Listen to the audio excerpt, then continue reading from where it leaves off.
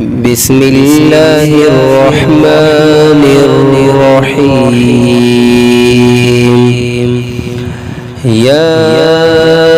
أيها الذين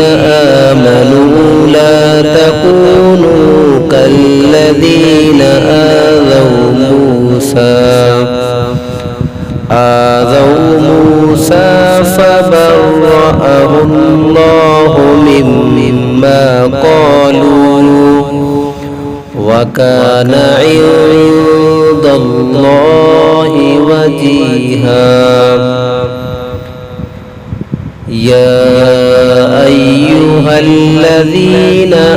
آمنوا اتقوا الله وقولوا قولا سديدا يصلح لكم أعمالكم ويغفر لكم ذنوبكم ومن يطع الله ورسوله فقد فاز فوزا عظيما إنا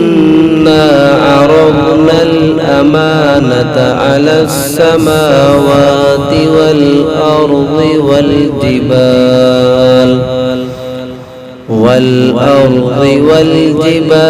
فأبين أن يحملنها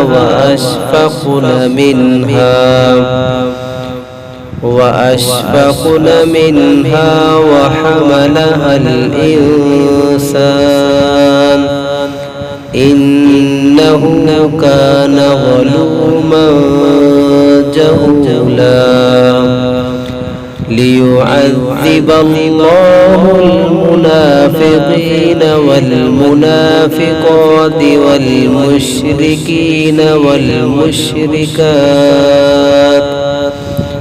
والمشركين والمشركات ويتوب الله على المؤمنين والمؤمنات وكان الله